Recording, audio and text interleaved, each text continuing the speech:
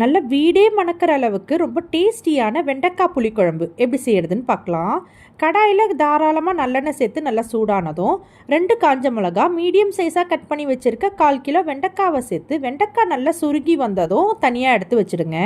அதே எண்ணெயிலேயே கொஞ்சமாக கடுகு வெந்தயம் தாளிச்சிக்கலாம். இது கூட கை நிறைய சின்ன வெங்காயம் இடித்து வச்சிருக்க 5-6 பல்லு பூண்டை சேர்த்து நல்லா வதக்கிக்கலாம். வெங்காயம் நல்லா வதங்கி கலர் மாறி வந்ததும் அரைச்சி வச்சிருக்க 2 தக்காளியை சேர்த்து நல்லா கலந்து விட்டு ஒரு 5 நிமிஷம் கொதிக்க வைக்கலாம். தக்காளி நல்லா கொதிச்சு கலர் மாறி வந்ததும் 1/4 ஸ்பூன் பெருங்காயம், 2 ஸ்பூன் அளவுக்கு குழம்பு மிளகாத்தூள், 1 ஸ்பூன் சாம்பார் பொடி சேர்த்து நல்லா கலந்து விட்டுக்கலாம். இது கூட நல்ல பெரிய லெமன் சைஸ் புளியை சுடு தண்ணியில் ஊற வச்சு கரைச்சி வச்சுருக்கேன்.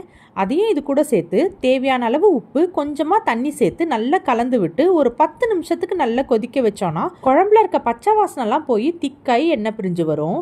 இந்த ஸ்டேஜில் வதக்கி வச்சிருக்க காஞ்ச மிளகா வெண்டைக்காவை சேர்த்துக்கலாம். இது கூடவே ஃப்ரெஷ்ஷான கருவேப்பிலை சேர்த்து நல்லா கலந்து விட்டு ஃப்ளேமை சுவிட்ச் ஆஃப் பண்ணிவிட்டு மூடிடுங்க. இதை 1 மணி நேரம் ரெஸ்டிங் டைம் கொடுத்துட்டு அதுக்கப்புறம் சர்வ் பண்ணுங்கள். ரொம்ப டேஸ்டியான வெண்டைக்காய் புளிக்குழம்பு ரெடி. இந்த குழம்பு கொதிக்கும் போதே ரொம்ப டெம்டிங்காக இருக்கும். கண்டிப்பாக ஒரு வாட்டி ட்ரை பண்ணி பாருங்கள். நாளைக்கு வேற ஒரு ரெசிபியோட பார்க்கலாம்.